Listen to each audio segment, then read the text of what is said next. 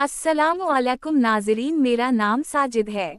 मेरी उम्र 28 साल है। मैं एक शादी शुदा लड़का हूँ। मैं सियालकोट में रहता था मगर मैं काम के सिलसिले में लाहौर आया हुआ था। मेरी बीवी अक्सर मेरे ऊपर शक करती थी क्योंकि मैं एक खूबसूरत और नौजवान लड़का था और बहुत सी लड़कियां मेरे ऊपर मरती थीं, लेकिन कारोबार की गर्ज से मैं लाहौर आ गई था क्योंकि सियालकोट में मुझे कोई ढंगा काम नहीं मिल रहा था और मैं बेरोजगार था। फिर मेरे एक दोस्त ने मुझे मशवरा दिया कि तुम लाहौर आ जाओ।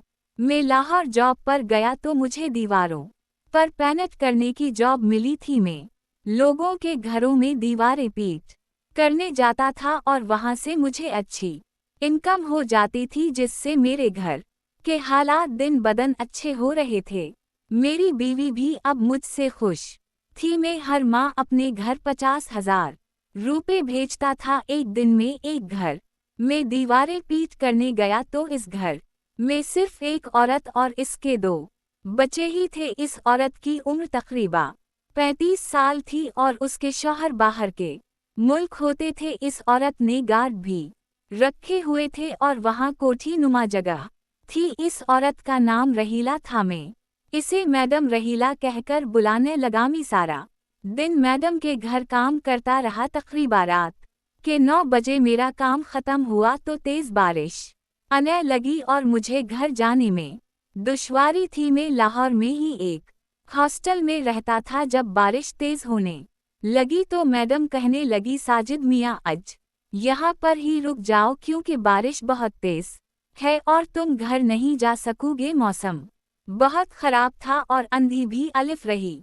थी, इसलिए मैं मैडम रहीला के पास ही रुक गया था। इस दिन मैडम रहीला ने खाने में कुछ नहीं बनाया था, इसलिए इसने मुझे पैसे दिए और मैं बाहर से खाना ऑर्डर कर नहीं गया था। मैडम रहीला के घर के सामने ही एक फूड पॉइंट था, वहां से हमने खाना मंगवाया और खाना खाया था। मैं मैडम के पास बैठकर ही खाना खा रहा था और मैडम मुझे तरसी निगाहों से देख रही थी।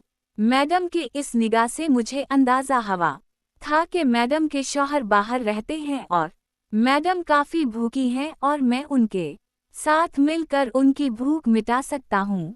हमने खाना खाया और मैडम ने मुझे मेरा कमरा दिखा दिया था। तकरीबन रात के 11 बजे में अपने कमरे में चला गया तो मैडम भी मेरे पीछे ही अलिफ गई थी क्योंकि उनके दोनों बच्चे सो गए थे। मैडम मेरे पास आई और मेरे पास बैठ गई। मैडम मुझे कहने लगी, साजिद तो मुझे बहुत अच्छे लगते हो और मैं तुम्हारे साथ। मैडम की ये बात सुन कर मेरे अंदर का भूखा शीर जाग गया था और मैं मैडम की ये बात सुनकर बहुत खुश हुआ था क्योंकि मैं अपने घर से दूर रहता था और अपनी बीवी से भी दूर था, इसलिए मुझे भी इस काम की तलब थी और मैडम ने ये मेरा काम आसान कर दिया था। मैंने मैडम को फौरा हाँ कर दी थी। मैडम भी मेरी इस बात पर काफ़ी खुश हुई थी और इन्होंने मुझे काफ़ी इनाम दिया था। अब मैडम ने मेरे साथ करना शुरू कर दिया था और मैं बहुत अच्छे तरीके से नरम को मुतमईन कर रहा था। हमारा ये खेल तकरीबन 2-3 घंटे तक जारी रहा और इस दौरान हम ने भरपूर तरीके से इंजॉय कर लिया था।